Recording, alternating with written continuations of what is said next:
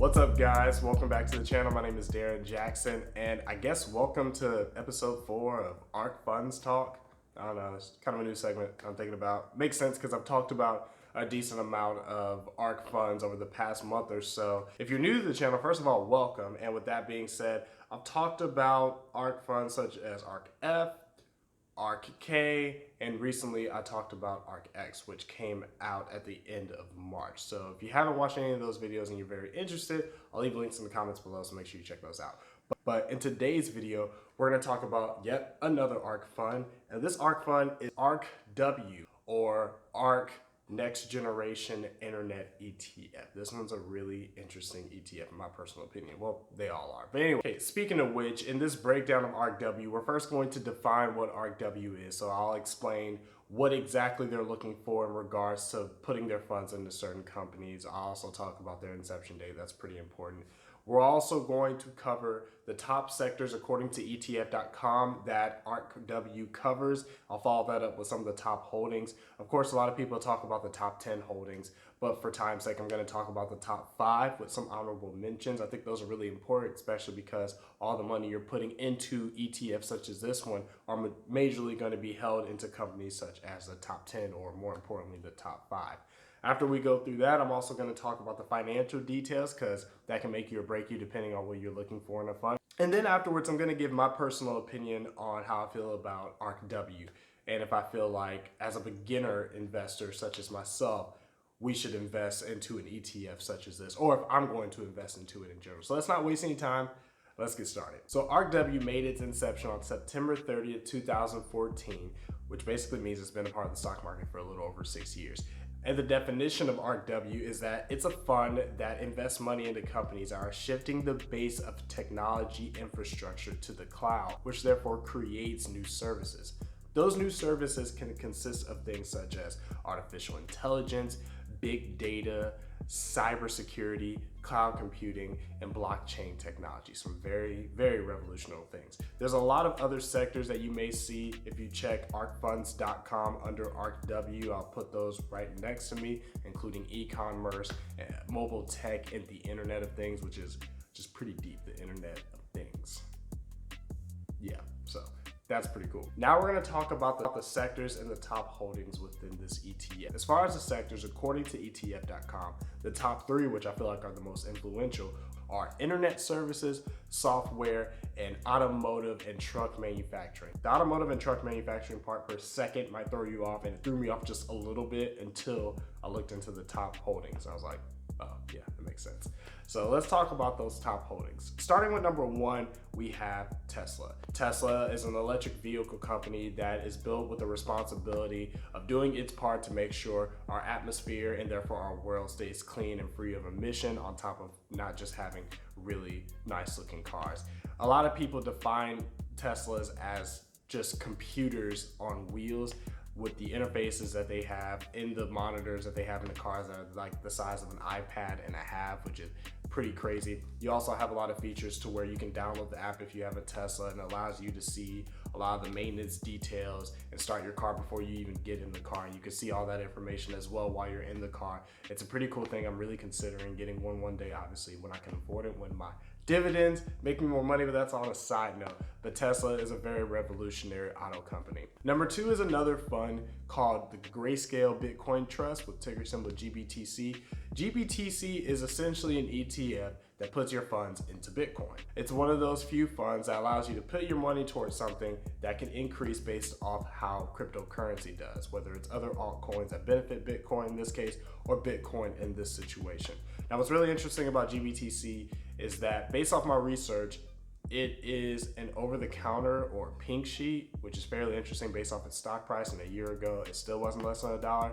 So that means you're limited to where you can put money towards that. Can't Fidelity, but that's another conversation for another day. Basically, you have a fund that is supportive of the blockchain technology, since that's what Bitcoin is researched and verified off of. So number 3 on the top 5 holdings list is Square. I talked about Square pretty briefly on the ARK F because it's one of their top sectors as well. But Square is basically the small business's best friend. It allows small businesses to make payments, track payments, and do other stuff like that. You may have seen some of the first aspects technology-wise of Square years ago. If you went to like a small bookstore or a small coffee shop and they handed you their phone, or they took your credit card or debit card and put it towards their phone, and you may have noticed beneath their phone there's a little square that's actually plugged into their phone. They swipe it through. That's one aspect, or an original aspect of Square. Now I believe they have actual little registers that they use as well. On top of that, I really love Square's implementation of fintech, which again is something I talked about on ARK ETF. They also own another company called Cash App, which is a company that I use religiously for peer-to-peer transfers. If I go out to eat with someone and they pay because they want to use their credit card and get rewards or something like that, I can send them money instantly. Another thing that Square has implemented fairly recently is the ability through Cash App to invest in funds from stocks, ETFs, and even cryptocurrency like Bitcoin. So they're making their way into blockchain, understanding that the future for cryptocurrency is potentially bright. Number 4 on the top 5 holdings is Teladoc Health, which is ticker symbol TDOC.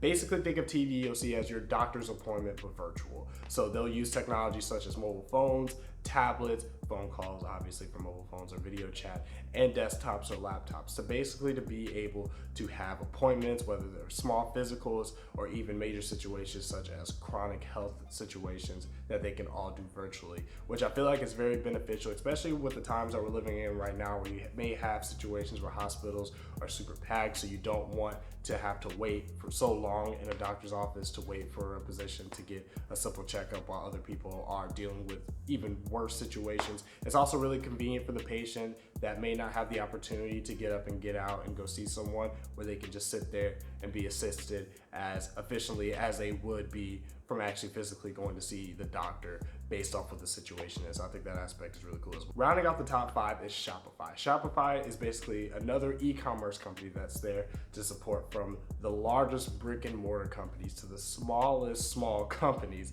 that are only available online. So what it allows you to do is put your products up, sell those products, track payments, track inventory, and stuff like that. So it's really beneficial for those small businesses. There are other companies on this fund that I felt like were honorable mentions, such as Spotify, which is a music app where you have the opportunity to either listen subscription free, which means you have to listen to ads, which is how they make their money, or pay a premium, which allows you to skip the ads and have extra features that allow you to listen to songs, albums, podcasts. They're even working on a merge with Locker Room, which is a small company very similar to Clubhouse, which allows people to make, I guess, live podcasts, which should be a fairly cool thing. There's also PayPal, which is very similar to Square on the idea that they own another company called Venmo, which allows you to make peer-to-peer transfers, and it also allows you to invest in cryptocurrency as well. PayPal is a company that you've seen a lot of if you used to go or currently shop on eBay. It allows you to open up an online account to where you can make online purchases without using your actual debit card. So that's a cool thing. And then we have Netflix. It's just safe to say that Kathy Woods and her team at ARK Funds just love Netflix. It's a company that's gonna grow, it's gonna make the money, they can put the money elsewhere. So there you go. So now that we have all that out the way, let's talk about the financial details, because I believe that's very important for all investors, whether you're a beginner like me and maybe even yourself, or you're a very experienced investor. So with that being said, the first thing I want to talk about is the growth. That seems to be what separates ARK funds from other ETFs, is their growth. And this one's no different. So if you look at the past 5 years, ARKW has grown over 600%. 600% in the past 5 years, that's insane. But yes, I get it. Investing into it now based off what their growth's like in the past 5 years, it may not be fully justified. So let's look at just the past year where they've grown over 200%. So it's very fair and reasonable to say that the funds they're putting your money into are really beneficial for you and the world in general, even considering the drop that they took due to the pandemic in March. Now, with that being said, you can obviously see that ARKW is more of a growth stock and not a dividend stock. The dividend yield is actually 0.07%, which is fairly low. So that means if you're looking for an ETF strictly for the dividend payouts, this isn't it. This is a growth stock that just happens to, on top of that, pay dividends. So make sure you keep in mind of it that way. And of course, since we're talking about an active research, knowledge-based ETF, we got to talk about the expense ratio because it's active research. The expense ratio for this ETF is 0.79%, which happens to be the largest percentage of any of the ETFs I've covered thus far. That basically means that if you invest $10,000 into this ETF, the first year you're going to be charged $79. Obviously, that's going to increase over time considering capital gains and considering the dividend yield that you do get from that if you reinvest into it. So it will go up, but your gains will go up. So the ends seem to justify the means. So with that being said, after talking about the top holdings, the definition of the company, the top sectors, and the financial details, we all want to know, is this a good ETF to invest into? More so, what I'm going to do in this video is this a good ETF that I would consider investing in as a new investor that enjoys dividends, that enjoys growth, that just wants money to make more money by the end of the day?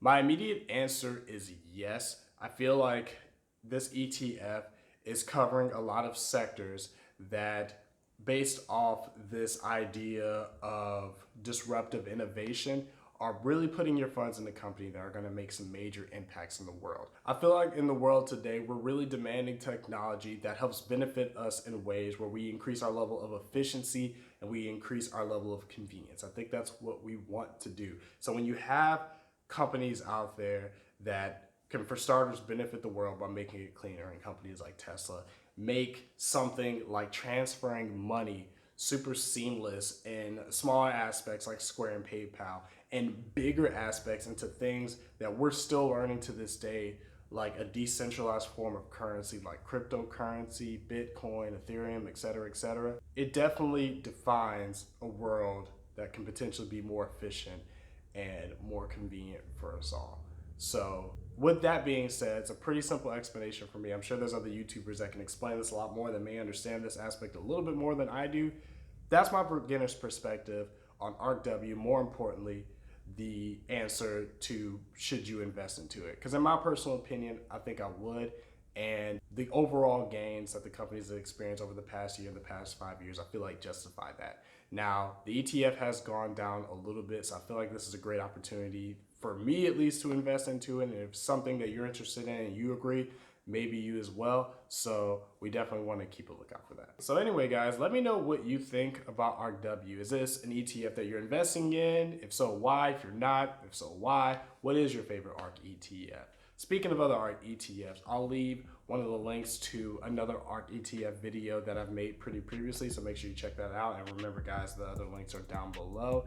Hopefully they help you out on your investing journey as they have in mine. I do appreciate you guys taking the time watching. And until next time, take care.